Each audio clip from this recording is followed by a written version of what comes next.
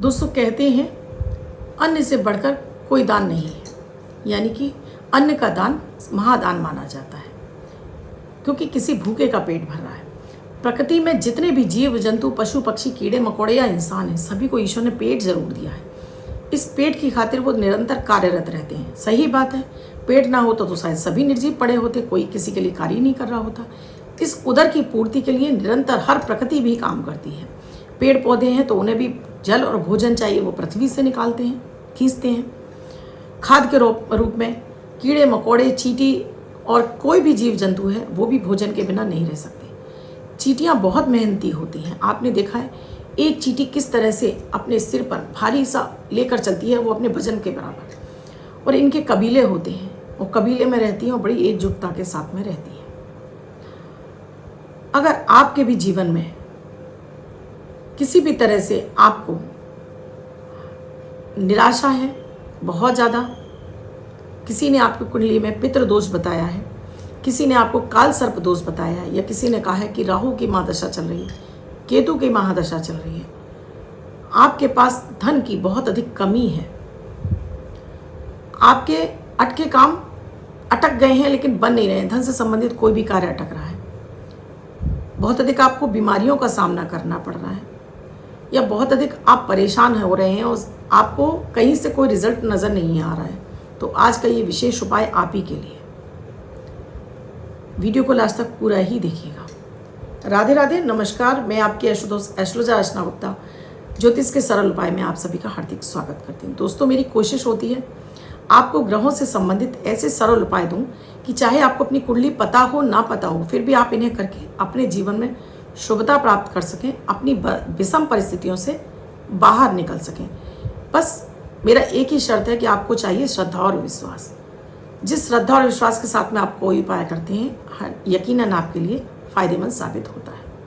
Video शुरू करूं उससे पहले आप सभी से एक ही रिक्वेस्ट है, आप मेरे इस चैनल से नए जुड़े हैं, आपने अब तक चैनल को सब्सक्राइब नहीं किया है, चैनल को सब्सक्राइब कीजिए, साथ में घंटी के बटन को ऑल पर कर लीजिए, जिससे प्रतिदिन के वीडियोज़ का नोटिफिकेशन आपको मिलता रहे। 8 बजे मैं आती हूँ अमृत की बूंद और जादुई अक्षर लेकर, और लकी नंबर 1 मिनट का उपाय और आपके पूरे दिन को लकी और बेहतर बना देता है, आपकी निगेटिविटी को ख़त्म करके मेंटल स्ट्रेस को दूर करता है। तो उन्हें भी देखना बिल्कुल ना भूलें। दोस्तों आज मैं बात कर रही हूँ चींटियों की। चींटियाँ जो कि बड़ी ही मेहनती होती हैं। काली चींटियों को विष्णु स्वरूपा यानी कि बृहस्पति की माना जाता है, और लाल चींटियों को राहु और शनि का माना जाता है, और काली चींटियाँ केतु और बृहस्पति की मानी जाती हैं, और साथ में विष्णु स्वरूपा मानी जाती हैं। चींटी जितनी मेहनती होती हैं उतनी ही इनको आप समृद्धि का कारक होती हैं। अगर आपके घर में काली चींटियाँ निकलती हैं तो यकीन मानिए कि आपको कहीं ना कहीं से धन की प्राप्ति होने जा रही है, क्योंकि केतु भी यही कार्य करता है, आपको अचानक धन दिलाता है। तो जब भी आपका केतु पीड़ित होता है तो आपको बहुत सारी परेशानियां जीवन में आने लगती हैं। तो चींटियों के लिए भोजन, अब देखिए भंडारे की जैसे मैंने बात करी कि भोजन, अगर हम इन निर्जीव पक्षी, इनको कीड़े मकोड़ों को जब भोजन देना शुरू करते हैं, परम पिता हमारा ही नहीं हमारी पीढ़ियों का भी पेट पालन के लिए हमारी व्यवस्था कर देता है, हमारे झंडे को ऊंचा कर देता है, हमारे पुत्र की उन्नति होने लगती है इस भोजन के, इस भंडारे को, इसको बोलूँगी कि चींटियों को, क्योंकि आपने इतना डाला उनके लिए 6 महीने के लिए पर्याप्त है। किसी मनुष्य को आप इतना देंगे तो उसको मुंह बनाकर सिकोड़ के चला जाएगा। अब बहुत बार आपकी ऐसी स्थिति नहीं है कि आप भंडारे लगा सकें, या आप ये सोचते हैं कि भाई भंडारा लगाएंगे इतना कौन काम फैलाएगा, फिर इसमें पैसा भी लगेगा, फिर पता नहीं कौन से लोग खाने आएंगे। बहुत सारे सवाल हमारे भी जहन में आते हैं। तो क्यों ना ऐसे लोगों को, ऐसे जीव जंतुओं का हम भोजन दें जो निस्वार्थ भाव से हमारे लिए कार्य करते हैं, जो निस्वार्थ भाव से सिर्फ अपने लिए पेट भरने का कार्य करते हैं। चींटियाँ जो कि समूह में रहती हैं, आपने भी देखा जब एक चींटी कहीं लगी होती है तो लाइन लगा के उसके पीछे पीछे सारी चींटियाँ चल रही होती हैं, क्योंकि वो उसकी गंध सूंघते आ जाती हैं। तो ये, और एक साथ ही ये जा रही होती है, एक साथ ही आ रही होती है, एक जगह झुंड बनाकर रहती हैं। और गर्मियों में ये चींटियाँ बाहर निकलती हैं और सर्दियों में जाकर ये ज़मीन के अंदर छुप जाती है, क्योंकि ज़मीन में गर्माहट रहती है, उन्हें गर्माहट ही पसंद होती है चींटियों को, और ये अपना भोजन स्टोर करके रखती है। तो यहाँ बात कर रही हूँ आपकी कुंडली में अगर काल सर्प दोष लगा है, पितृ दोष लगा है, राहु की महादशा, केतु की महादशा, या आप किसी भी बीमारी में जूझ रहे हैं, या भाग्य का साथ नहीं मिल रहा है, धन आपके पास निरंतर आ नहीं रहा या टिक नहीं रहा है, ऐसी कोई भी स्थिति है तब उस स्थिति में आपको ये प्रयोग करना चाहिए।